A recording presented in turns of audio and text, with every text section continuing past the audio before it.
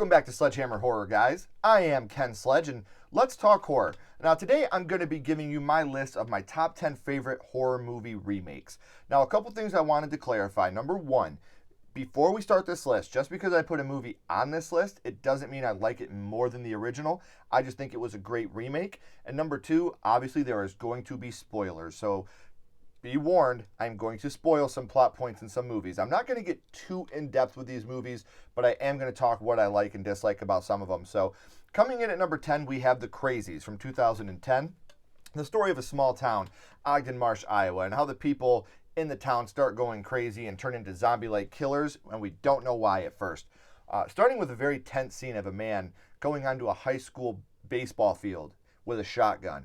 And it's a very tense scene. The cop, who is played by Timothy Oliphant, I'm sorry if I'm not saying that right, but I loved him in Scream 2, loved him in this, absolutely loved him in Santa Clarita Diet as well. He comes down trying to talk him down, can't quite do it. He lifts the shotgun to shoot him. He has to put him down.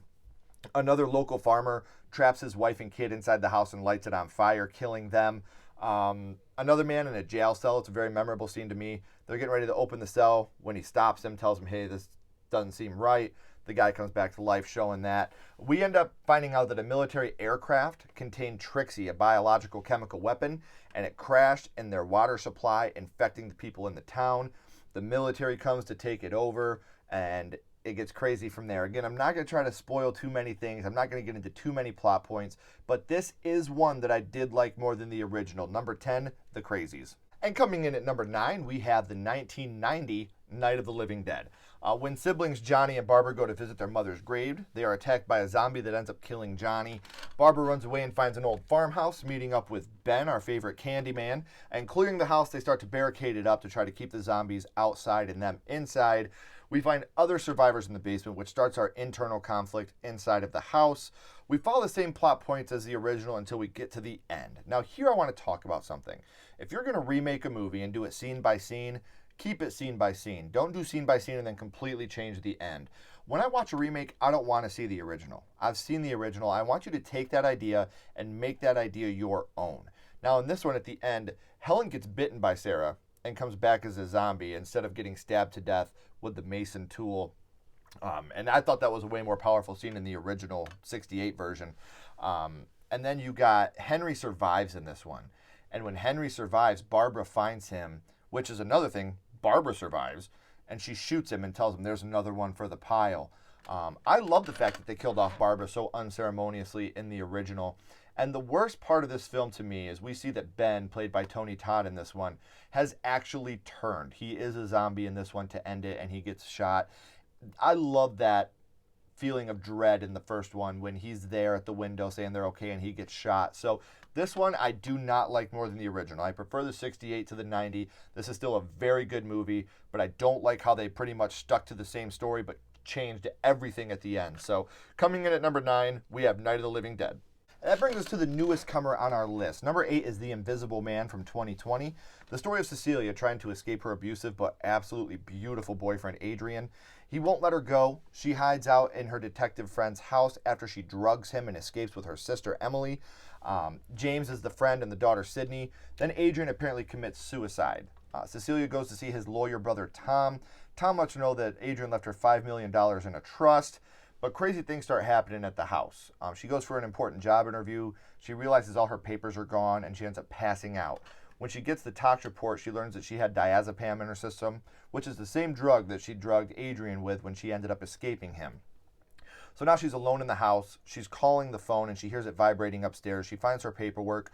The phone says surprise. She knows there's someone there. She ends up opening where the attic is. There's the stairs, and she throws paint, and it gets on the Invisible Man in a great jump scare. I absolutely love this scene. One of my favorite scenes in the whole movie. Later on, she goes to dinner with her sister, Emily.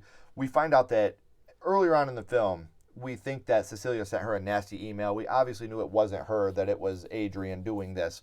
And during dinner, a knife comes up and it ends up slitting Emily's throat and coming right back into Cecilia's hand, looking like Cecilia just killed her sister. She ends up going to a mental institution. There she finds out that she's pregnant. Tom comes and tells her if she has the baby, she can still have the $5 million. She ends up finding out that the Invisible Man is there from the suit that she hid earlier. She stabs him with a pen after she tries to kill herself and the baby. They end up escaping. She goes back to James's house, and there the Invisible Man is attacking James and his daughter Cecilia. She ends up shooting the Invisible Man, Cecilia, after she sprays him with a fire extinguisher. She takes the mask off to reveal that it is Tom, not Adrian. We find out that Adrian says Tom kidnapped him and forced him to do it. Cecilia goes over to have dinner with him. During dinner, she begs him, just tell me the truth. I know that you had something to do with this. She's wearing a wire. Adrian, obviously too smart for this, says, no one knows you like I do. That shouldn't be a surprise. Just like he said earlier, which totally affirms the fact that she knew it was him. She gets up to excuse herself. She puts on the invisible suit, comes back, and makes Adrian slit his own throat so the security cameras looks like he committed suicide. Absolute genius move on her part. Cecilia leaves with the suit to end the movie, and James just lets her go. This is another one that I do think is better than the original, but this one's comparing apples and oranges. This is, in my idea, one of the ideas that I was talking about earlier. It's perfect for a remake. You're taking the original source material and completely making it your own. So coming in at number 8, we have The Invisible Man. And that brings us to number 7. Coming in at number 7, we have the grossest movie on this list by far, 1986's The Fly.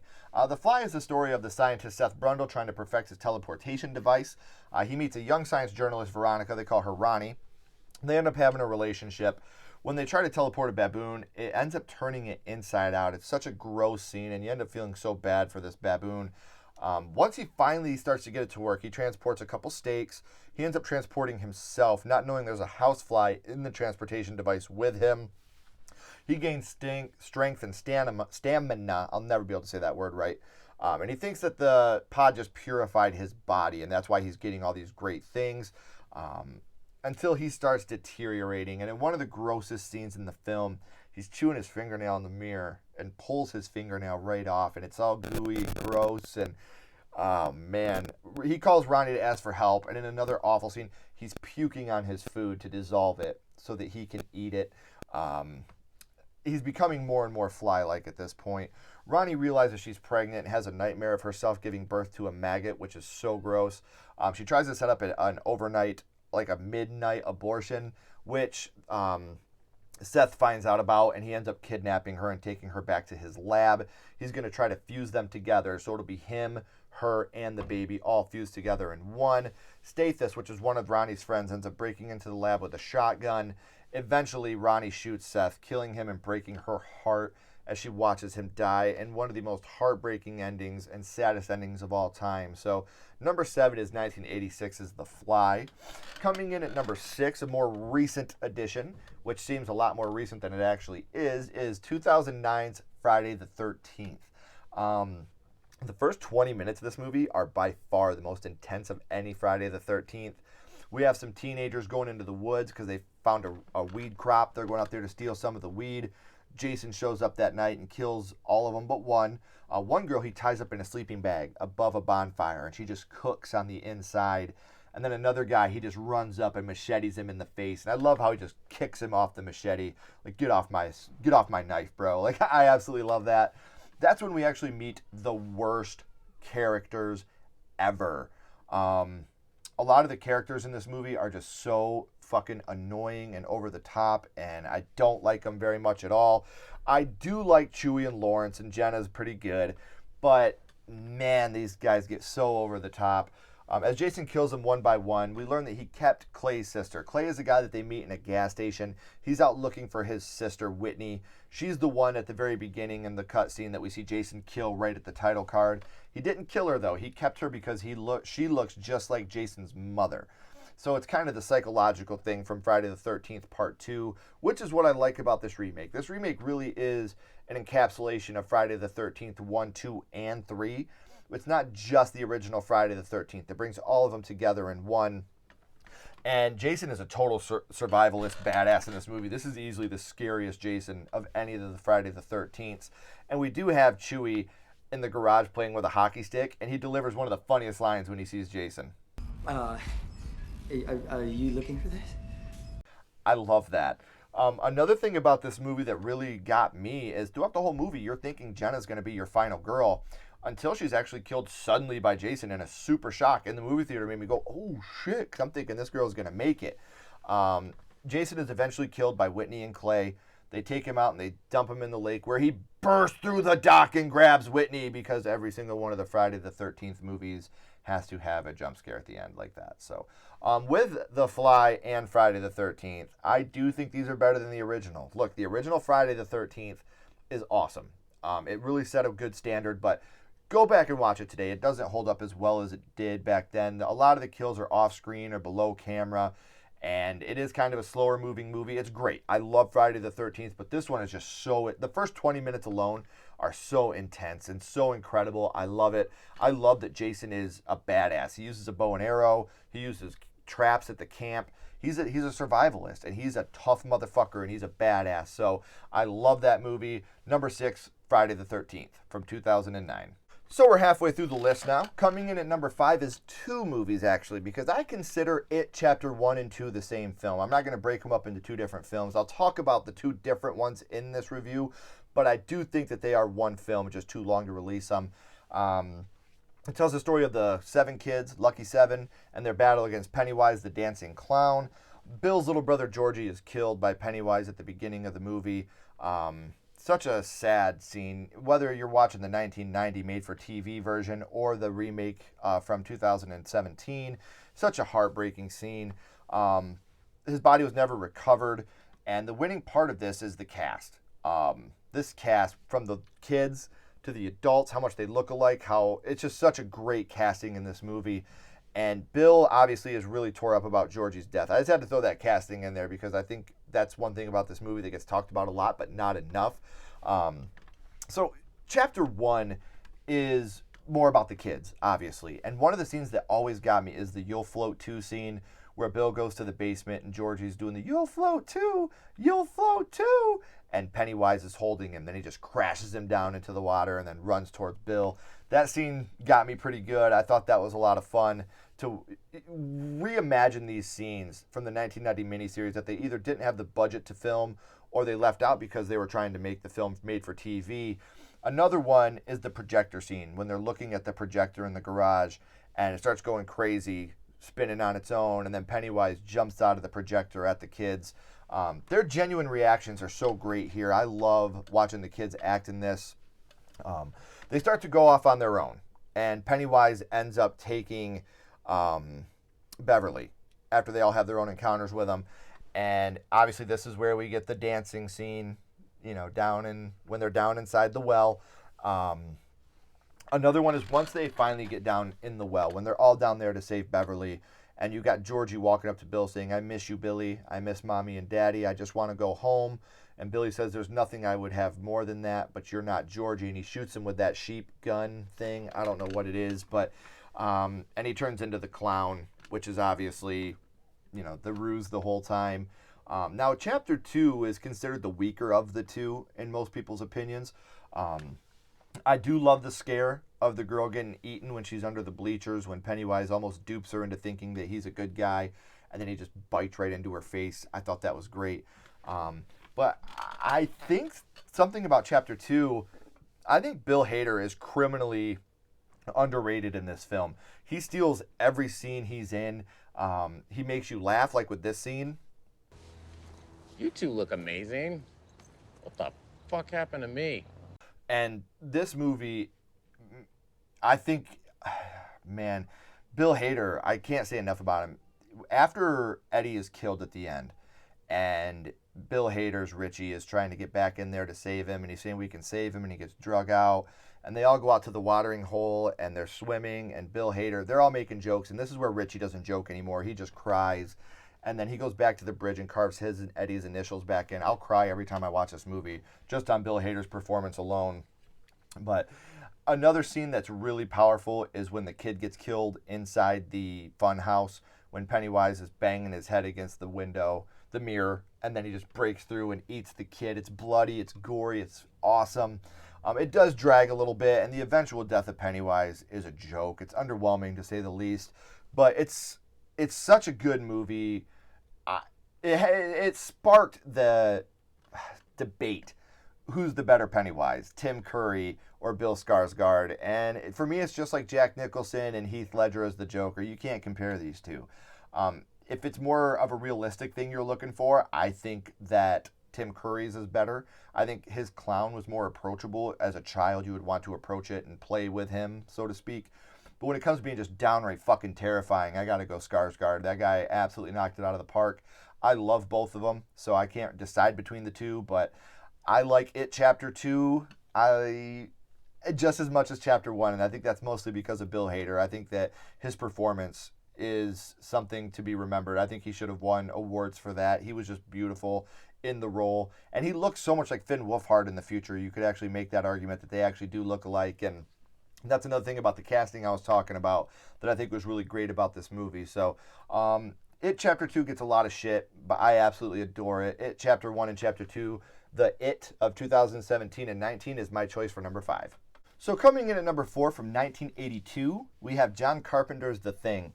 Taking place in Antarctica and often being hailed as the best practical effect horror movie of all time, The Thing is such an amazing film. The story of a shape-shifting alien taking over an American research facility.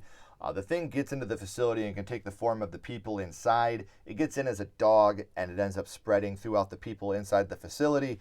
The movie really plays on anxiety and suspicion and misdirection and mistrust as much as it's a monster movie. I think that's why The Thing was so successful. Again, we talk about cast. The cast in this is great.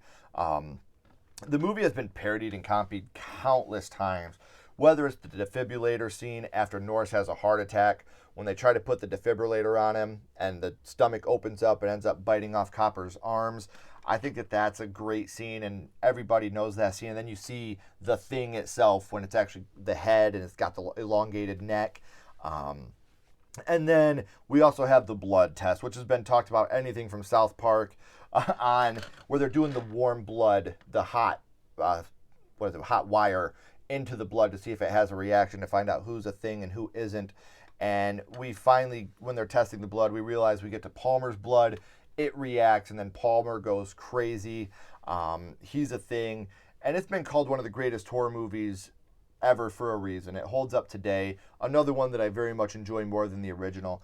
I didn't say it with It. I'm sorry. With number 5, It, I think I prefer the remake to the made-for-TV version. The made-for-TV one's great, but the effects and everything from the practical effects to the 1990 TV version is so calm in comparison to the newer ones. So I got to go with the newer ones for that too. So for number 4 and number 5, The Thing and It, I prefer the remakes to the originals. Now let's get to our bronze medal.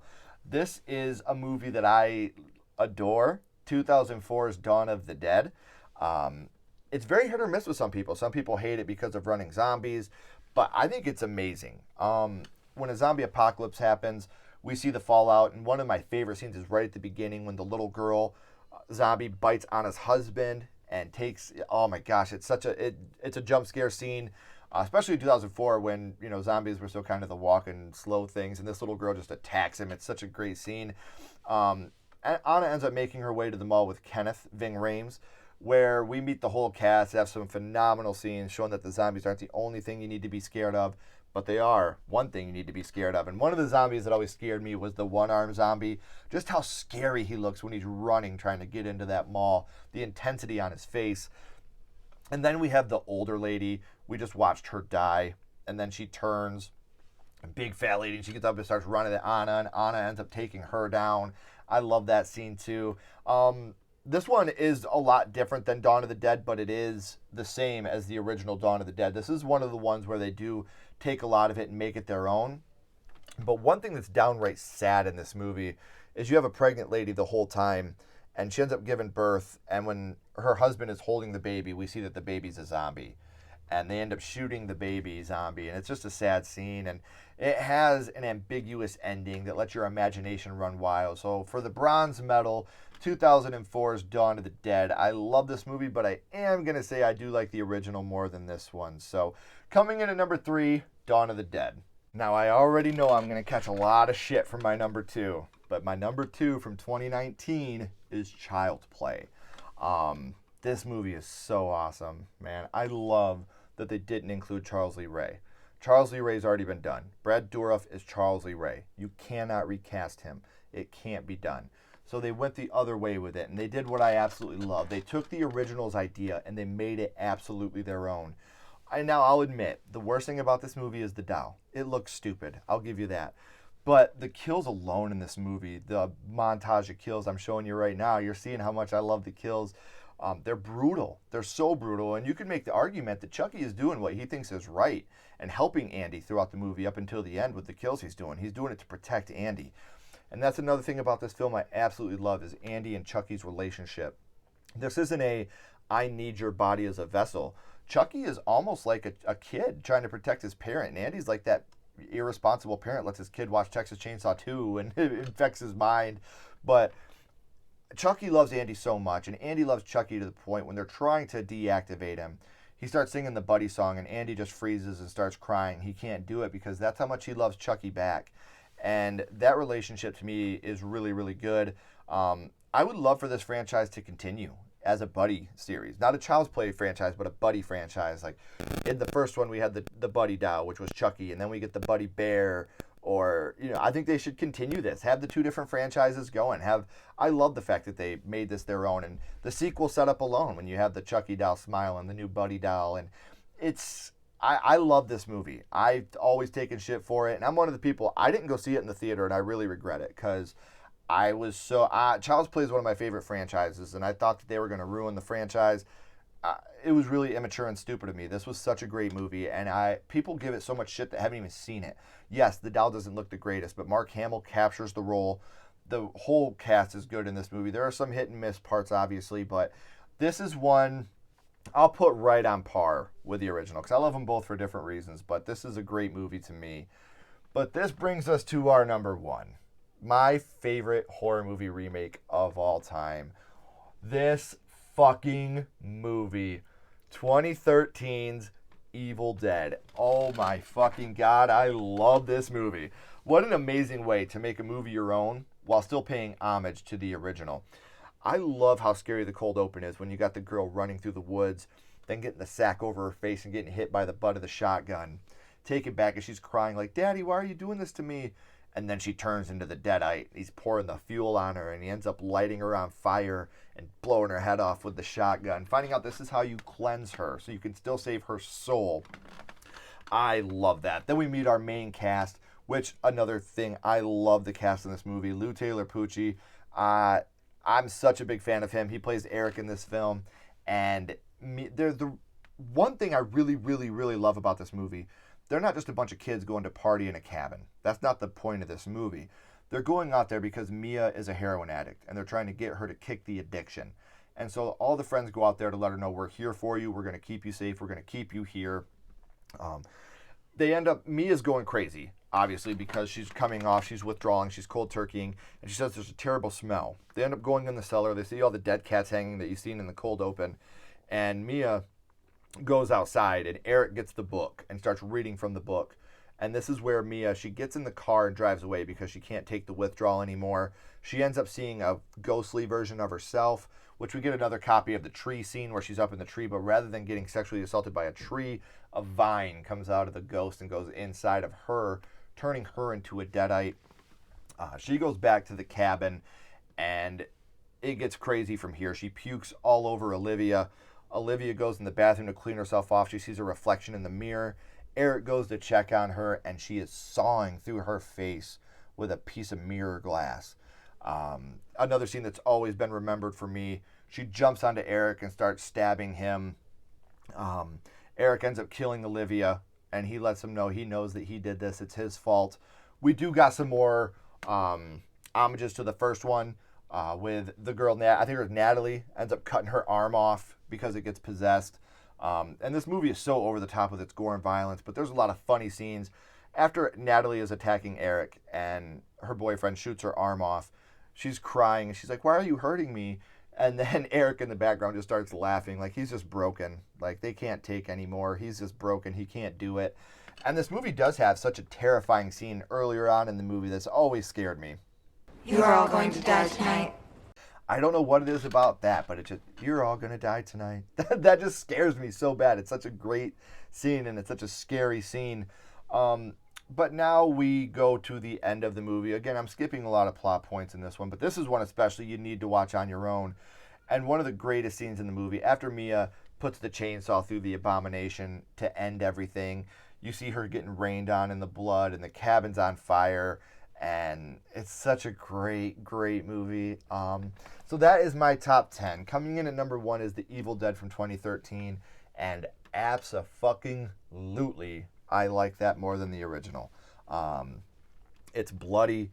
It's got a great story. It's got great acting. It has enough of the first one, but it's not copying off the first one. You can't recast Ash Williams. You can't do it. Bruce Campbell is Ash Williams. So to take this and make it your own, but still carrying on with Ash vs. the Evil Dead is so good. And Fede Alvarez, the director of the 2013 Evil Dead, kudos to you, man. That's such a great movie. Such a great job. So those are my top 10 horror remakes. Where am I right? Where am I wrong? What's your top 10? Let me know in the comments below. Make sure you hit that subscribe button for more content like this if you enjoyed it.